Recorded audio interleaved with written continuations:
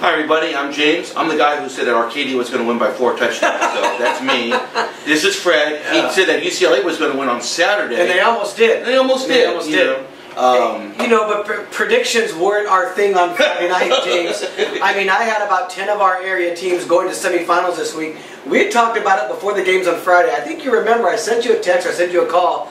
I said, these are scary nights. I've been a part of this too much where the quarterfinals are that night where you can make predictions, you can talk about everything, and it never usually goes as planned. And look, we had 16 area teams from the Whittier area, the Pasadena, the San Gabriel Valley, in 9 different divisions vying for semifinal spots on Friday night. You know how many came through, James? No, 3 on Friday night.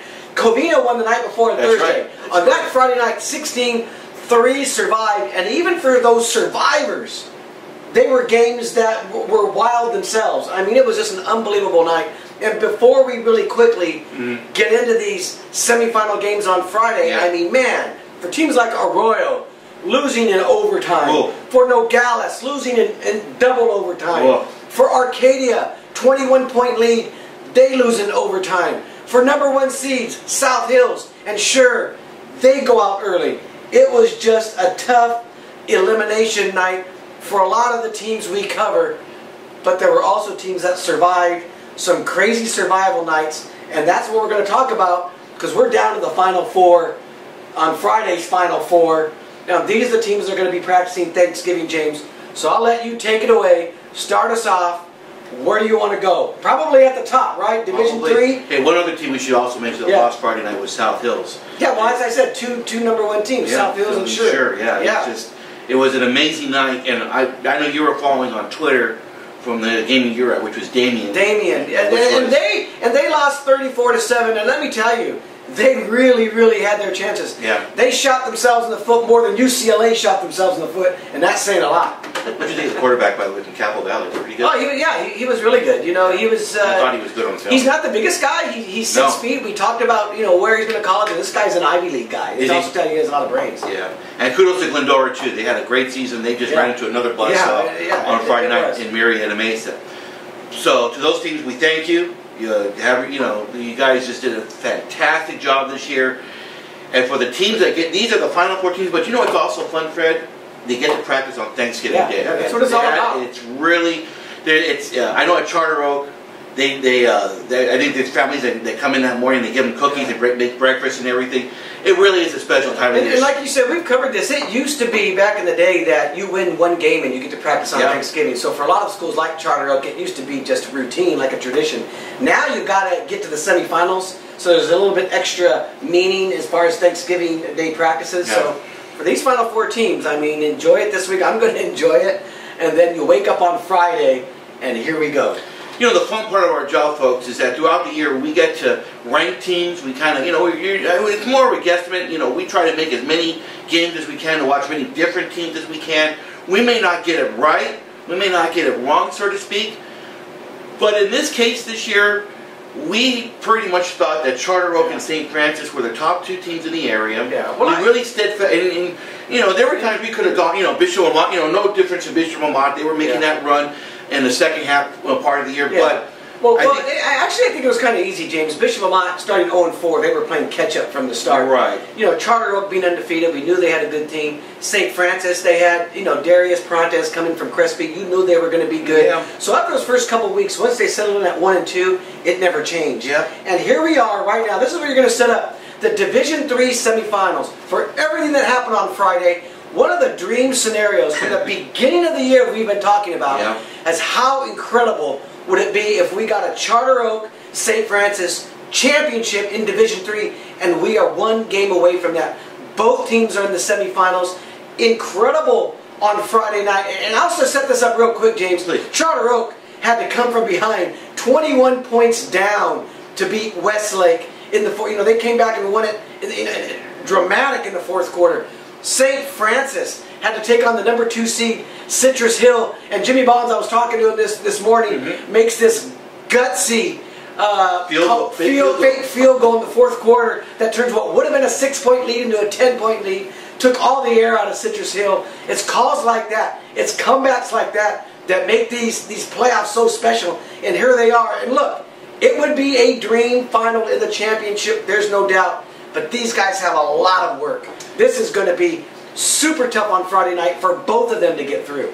It sure is. And by the way, we really don't want to get forward, but if we do get that dream matchup Fred was talking about, it'll be at Charter Oak High School with St. Francis. Charter Oak, and likely, I think that game, and I've kind of put some feelers out there, would probably be at Covina District Field. Oh boy, if they played in that would be fantastic. Game. Yeah, that's far away, right? Charter Oak won the coin flip over great. St. Francis, so they would get the home game. And yeah, I think the District Field is the favorite right now. Walnut's a possibility. There's also Fullerton. I guess Citrus College is out of question. But that's for next week. Yeah. We're talking this week now. So let's get to the first game of the semifinals in Division 3. It's the top-seeded Charter Oak Chargers. They're on the road again. Last week they had a rally from a 21-0 deficit to defeat Westlake by the score of 39-28. You got to talk to Roger Lehigh this morning. Just what did you take out of the conversation? Well, just that you got to understand over at Charter Oak. There's Big Lou Farrar, who's been there for over 40 years. Yep. But these assistants who have been with them over 2 decades themselves, and Roger Lehigh is one of them. And when he says it was the greatest game that he's ever been part of, you got to think of a guy who's won championships with Charter Oak himself. And the reason it wasn't so big, because even for Coach Lou Farrar, they've never had to come from behind in a game like this. They've never been down like this in a division like this. Just to say that, and to come back and win a game like that on the road, and he said, adversity builds. This is how you build character. You go through something like that, and I think part of it for Charter Oak, James, is, we had talked about them having not been tested, and I think part of that was in the back of our minds. How are we going to do when we step outside of our comfort zone and to fall down 3 touchdowns and have the will to come back, to have the mental toughness to say it's not going to end here. I've always thought for championship teams, especially in these divisions, 1, 2, 3, even 4, I've always thought you're going to go through a game like that where you're tested, where things aren't going your way, and you're going to have to win a game like that. This was their game. And I think this was the one that might set them up. And if they win a championship and go on to win it, this is the game they're always going to look back on. This is the game that allowed it to happen. And I've got to think now, Citrus Hill, and I talked to Coach Don Farrar too, the offensive coordinator, Lou's son. He likened them to... Rancho Verde, you mean? Rancho Verde, I'm sorry. Yeah. He likened them to, the days when they had to play Rancho Cucamonga or Upland when they were in those playoffs. Right. And this is what Rancho Verde is like. They're a great team from the IE who's going to have a lot of athletes. But I also think that Charter Oak got the game they needed to have a chance to win a game like this on the road. It's absolutely true. And these are, as you mentioned, championships are won from games like this. Yeah. And I've been there before. I call it the belief factor.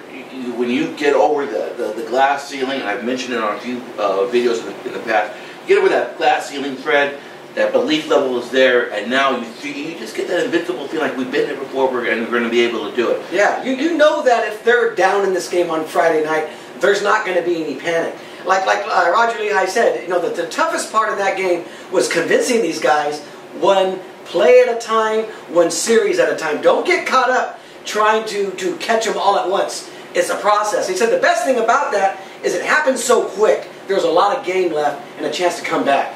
And look how they're doing it, Charter Oak. They're the #1 seed. They had the one game at home, the easy game against Crespi. To get to the championship, they've got to do it the hard way. You had to go to Westlake. Now you got to go all the way out to Rancho Verde in Moreno Valley to get a win. I just think, I've said this before, it is their finest hour if they could pull this off. I know they won 5 championships. They will have never won something like this. I'm going to be out there Friday night. I've decided that's the game, the trip that I want to make. I want to see if they could pull this off. And listen, folks, I know Charter Oak's the #1 seed. This is a 50-50 game. This goes either way. This team that they're playing is super talented, and everyone knows this. But Charter Oak's super talented too. Rancho Verde is coached by Jeff Steinberg. He's an incredible guy. First off, he's one of the. I've known him for almost 20 years. He's just an incredible dude. great offensive mind. He came from Ridgecrest Burroughs to Corona Santiago, actually to A.B. Miller. He turned that program around to Corona Santiago. And then when this job came open at Rancho Verde, I remember him telling me a couple years ago, Jimmy, I couldn't turn this job down. There's just too many athletes at this place. And it's totally true. They have, and I think, and my buddy Pete Duffy, who was the ex-head coach over there, I'd have to double check. They have about 4 guys in the NFL. That just Tyron Smith, the Rancho Verde graduate. We went to SC. So they have athletes over there. But what Jeff also does really well, he develops quarterbacks. He has a lineage. He's kind of like what Dean Harrington does over at Pericles. He's got one this year, and a sophomore by the name of Brock White. Remember the name, folks. He's going to be a Division I recruit. He's thrown for 2,500 yards. This is a spread offensive team, but they got guys who can run. Max Preps has this game in Rancho Verde by 1. That just tells you it's a pick-em game. Yeah, it's a pick-em game. And I remember, James, back when Charter Oak, when they had to play, they moved into the Sierra League, and they had those games in Division II, and they had really good teams. They had Travis Santiago back then at quarterback. They had super good offensive teams. But what kept them from advancing in games like that, James, is they, defensively, they couldn't handle these super teams in Division II. I think Charter Oak, you saw them fall behind 21 points and things had to go wrong. But it took their defense to settle down and allow their offense to get back in it. They have, this might be the best defensive team they've ever had. Sure. Which, to me, gives them that chance to win this game on Friday night. You're right, it is a pick'em game.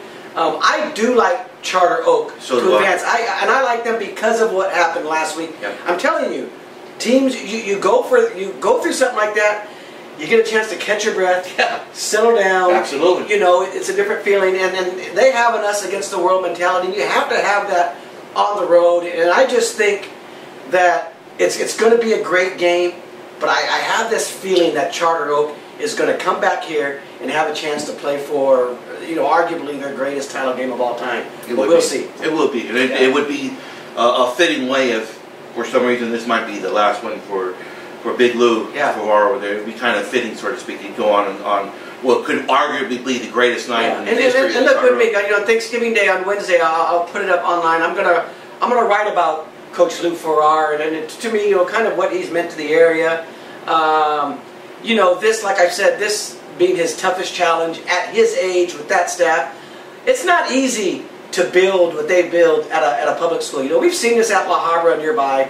We've seen it at La Mirada, which a lot of people can argue are Orange County schools and get a different type of demographic. Right. When you think of the San Gabriel Valley, particularly the Covina area, Covina and Northview and these kids, it's hard to have this sustainable greatness year after year and to build a team up that can play in Division III. And look, they may be in Division II next year. And that's a credit to what they do every single year. And look, I know some people are going to say, they get transfers from Pasadena, they get guys from Monrovia, but what you have to look at is their base of players. Their base of players is from Covina, just like Northview, just like Covina, and they build it out from that base. This isn't a school that gets a lot of neighborhood kids like Rancho Cucamonga get. I remember Mac Bechtel when he was talking about the difference between Chino Hills and South Hills. Is Chino Hills, a lot of them were neighborhood kids first and foremost. Absolutely. But that's a different kind of demographic than you're used to at Charter Oak. So make no mistake, this coaching staff is incredible. They coach them up every single year. Yeah.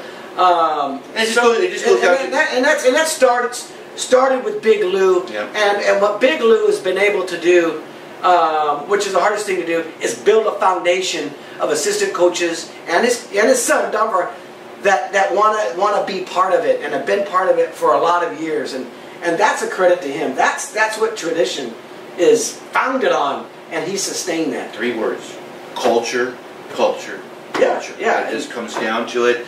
There's a belief. I gotta believe it, but it just comes down to the culture of the program. Yeah. And people don't transfer in when you have a 1-9 record or a 1-10 record. They want to transfer because they know not only do you get it in the field, but you get it off the field as well. And we're going to get to the next one. We talk about culture and tradition. Coach Jim Bonds, since the time he's been there, I remember being the Pasadena Star News editor. Yep.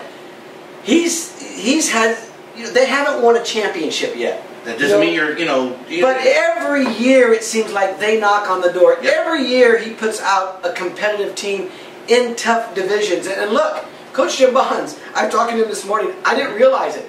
He's been to 5 semifinals. He hasn't knocked through that glass ceiling that we talked about. That's amazing. Yet this is going to be his 6th opportunity. And it's not easy at a school like St. Francis. Think of this. They haven't won a championship since the 60s. Yeah. So he's doing it at a private school that, let's face it, they're not like St. John Bosco or the modern days. They don't throw a lot of money. It's a tough academic school to begin with, to be part of that. So to have the football tradition that he's built there, and what they've done in this playoffs and the year they've had, that's pretty special, James. It really is, and it just goes to show what kind of guy that he is. It's a family feeling at that Absolutely. school, and it was something I caught on when I went to go cover the game against St. Paul about a month ago. I was just really impressed with there's a new book out that Ned Colletti, the old Dodger general manager, has, and he talks about the presentation. That it's got to look good from like when the Dodger organization, from when you enter Dodger Stadium, the stadium is clean. You look at the players, the uniforms are clean, the field is pristine. I get that same feeling at St. Francis, that the overall presentation is just, it is so impressive, from how they handle the snack bar to how they enter the field with the drums in the background. It's just, you just cannot, it feels right, so to speak. And there are a few places, like I said, if I had kids who were going on to play football, just from being around the last, it's been over 20 years for me too, there are certain coaching staffs you wouldn't mind your kids playing for. Yeah. Coach Jim Bonds is absolutely one of them. The Farrars over there are one of them. Back in the day, Steve Bogan was one of them for me.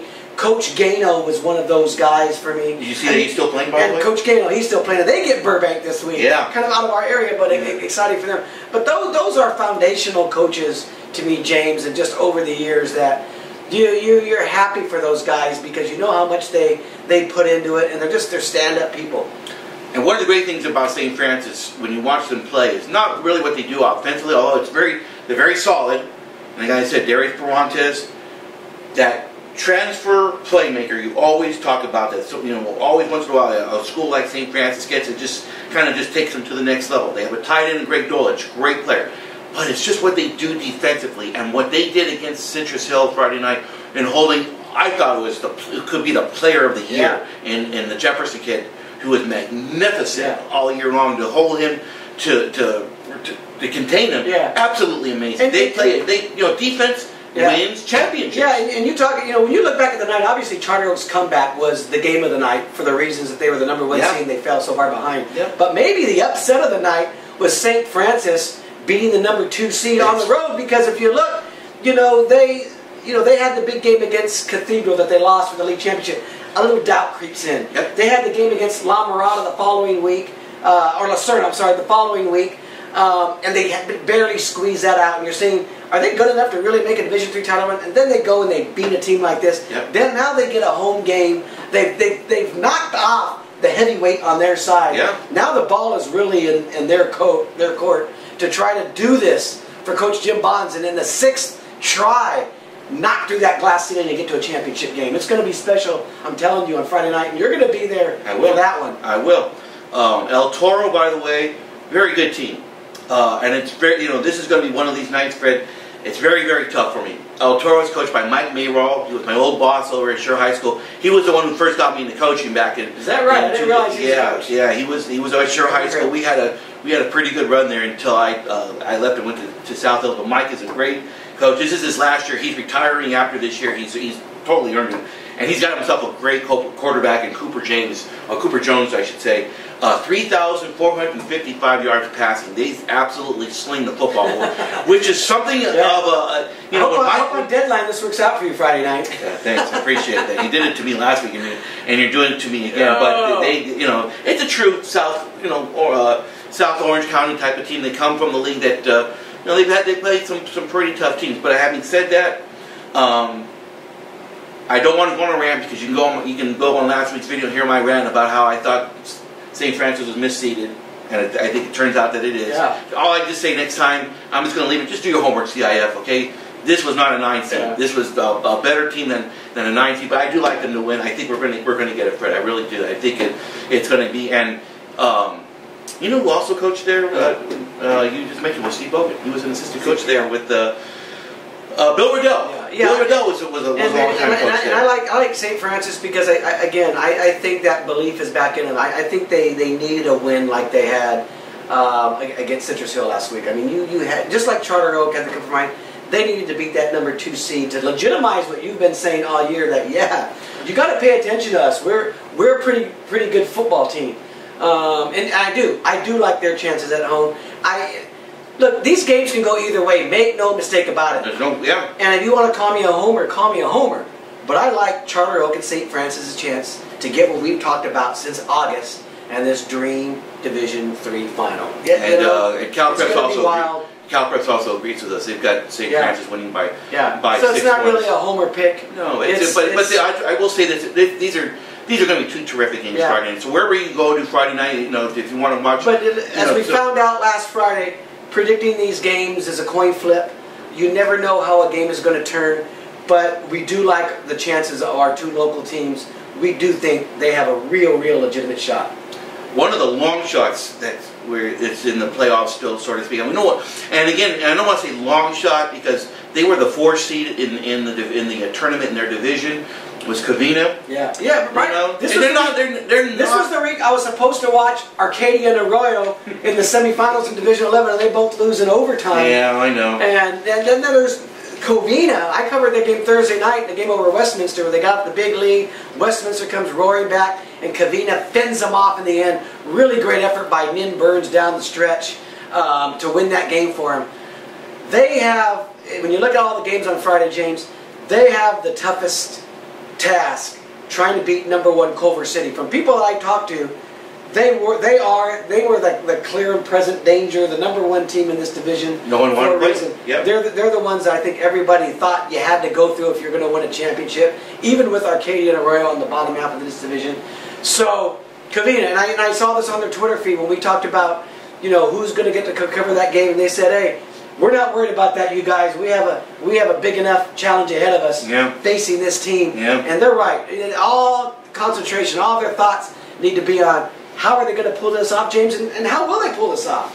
So you've talked about Nin Burns, and you love the kid to death, and he's thrown for almost 1,900 yards. But talk to me about this Eric Cuellar kid, his running back. Oh, he's a sophomore.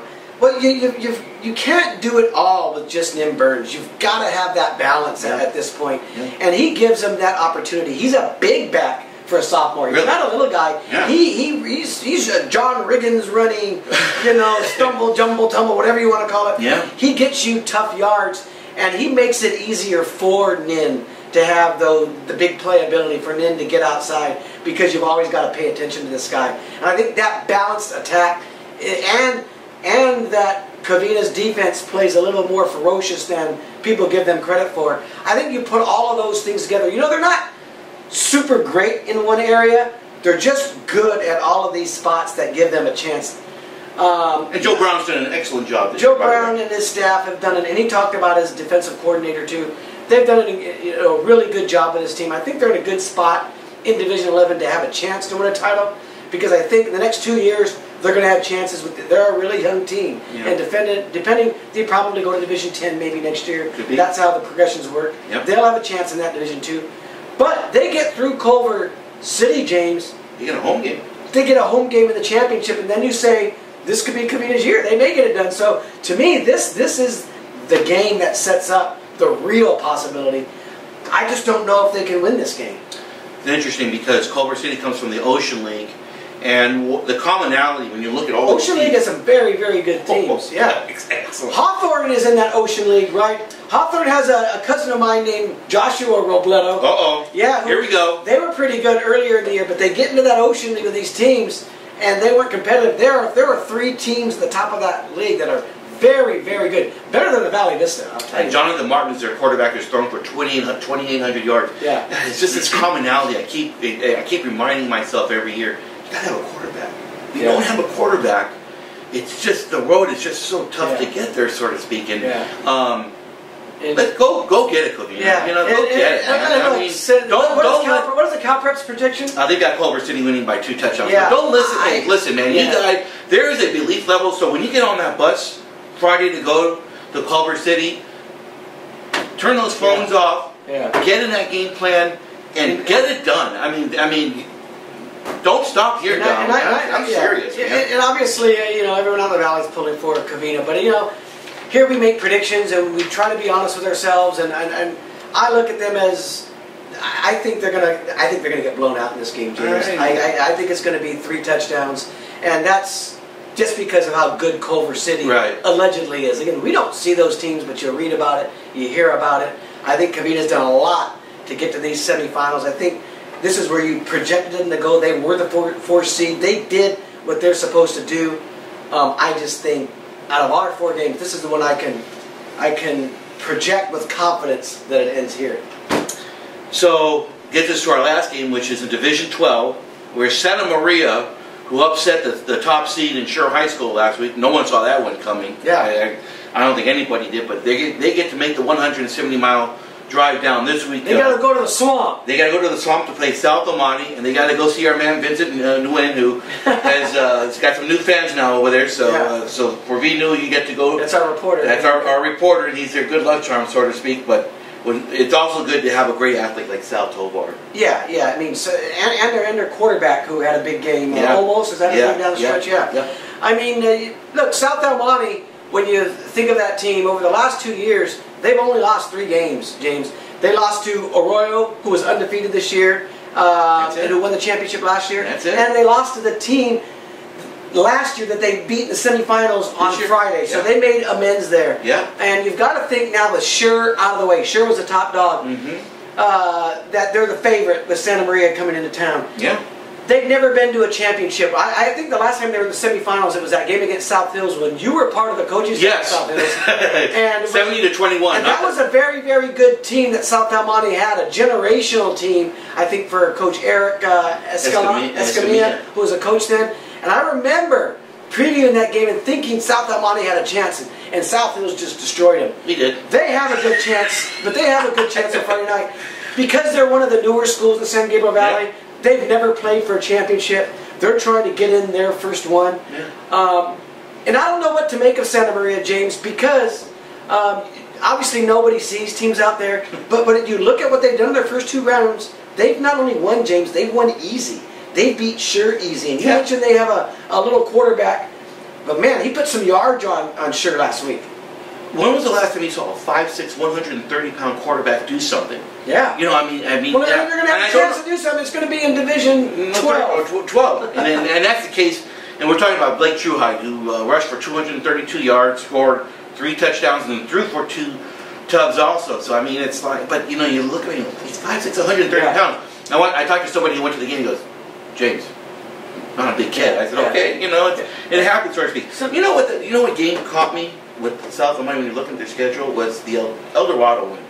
Just because Steve Fryer thought El Dorado a pretty good football team. And Steve is not one to kind of throw out teams just to he saw them playing for South Almonte to win 50-7 over them. Kind of, that to me is a tell. That was kind of an eye opener. Is El Dorado one of those teams that South Hills or Charter Oak had to go through back in the day? Jeff Bailey was over there until traditionally they're down right now, but traditionally that's a proud football school. It sure is. Compared to South Almonte, and to win convincingly like that. That's why it might have opened the eyebrows for Steve Fryer, the legendary writer in Orange County. Yeah.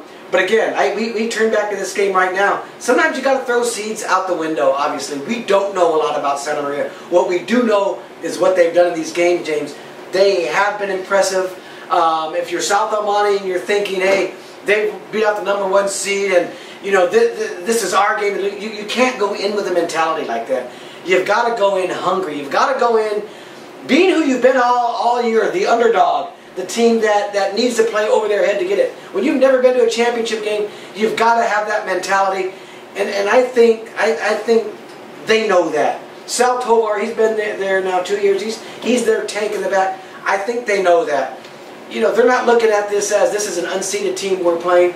They're looking at it like, this team knocked off #1, so they're #1 now. Oh yeah, we've got to go put in the work. The great thing is, like you said, they get this game at home. They get this game at home, and they're going to have a really good chance. I like South El Monte to squeeze this out. I really do. Yeah, so do I. I think, and Cal Preps also has South. And the good thing is, if South El Monte wins, they won the breathe coin flip over Big Bear. They would not have to make that trip up there. I want to go to Big Bear. You ever gone skiing before there? Go up there the day before. I covered a game with Rio Hondo Prep one time in Anza, and there was snow on the sidelines. I couldn't put my fingers. Get out of your comfort zone. I've done games at Paraclete. I don't want to do that. I'm not an East Coast sports writer. If they lose, they play, they'd be at Santa Ana, which is an easier trip. So there we go, guys. There's our Final Four, Thanksgiving week. And I'm going to close this, James. Please. I'm going to have the floor here. It's going to be Thanksgiving on Thursday. Yep. And let me just say, with four teams left, what I'm thankful for in this area. I mentioned this in Twitter a few weeks ago, but this was a tough summer here for us at the San Gabriel Valley News and our news group. Oh no. Arab Taligi, my good friend and colleague. He's not with us anymore. These were budget cuts where he could be with Steve Ramirez. My longtime comrade is now moved over to news. Keith Lair, who had done this with us for over 2 days, he's on the news desk now. And I was given this chore of covering the Star News and Whittier and the Tribune, and I have to thank people like James Escarcega, Vincent Nguyen, Donald Morrison, Richard Gutierrez, Richard Hernandez, the John Hanels who come back, and the John Sherrard. These guys don't do this for money. Believe me, they don't do this for money. We give them what they can, but they do this because they've loved it.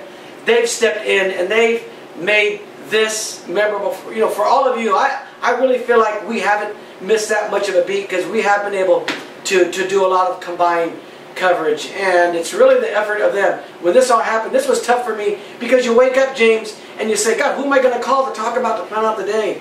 Who am I going to shoot the stuff with? Yeah. Because that's, as much as these are all teams, these are our teams. Yeah. And thanks for you stepping in and for these guys stepping in. You made a good season, and we'll take it through basketball. We'll take it through spring. And thank you. As long as we have you guys and we can do this, I think we can make ends meet and do the best we can, and that's what it's all about. Well, I think for the 7, there's about 7 or 8 of us who we don't have the staff writer byline. We have the correspondence byline, and it's okay. We're okay with it. We enjoy what we do. It's been a tough year for some of us also, but it gets in your blood, doesn't it? It does. It does. I do another job, which I don't want to say who it's for or anything, but it's been it is for my first year out of football, for not being in coaching, I will say this: there's a lot of great coaching going on. There's a lot of great. It is refreshing to see that in the high school football that there's some good men. Yeah. You talk about the Jim Heisers, the Frank Mazzotas, we just go down the line here, and I think going forward, our area is pretty strong. Yeah. We're very lucky to have guys like them. It's been great. It has been great. Hopefully, we're not done here. We want to do one more 2-minute drill next week from Long Beach, folks. So it's not like we're That's the next step. So this week is the Thanksgiving practice. Yeah. You're tearing up here, James? Yeah, it's been. Let me tell you something about James, because we go back a long way. When I broke into business, he wasn't that far behind. He worked on our sports desk. Yeah. He remember the Steve Hunts, the Doug Spoons, the Art Wilsons, all these guys that you remember at the Tribune that were part of my life growing up. Yeah. He was there on the desk answering calls and getting to know everybody too. Yeah. And James was one on, and he has a unique perspective, different than ours in that he's been part of a lot of high school coaching staffs. Yeah. He did a scouting thing for a while where we brought him back as the scouting guru. You might have remembered that, where he had a lot of stuff. Yeah. And for things to come full circle, and for him to be able to do that with me this year, this is sort of his passion in his life too. And that's why you see him tearing up. And thanks a lot, big guy. It's okay. It's been fun, and we're not done. As I said, we saw the winner. I guess I'm doing the Pasadena area this year, which means when you do the Pasadena area, you've done it, and there's so many guys who have used that Pasadena area. Mark Langell, who's with the Dodgers, and Brad Free. Brad Free was a Pasadena Star News guy. He's over with it and the racing for him now. Paul Allen.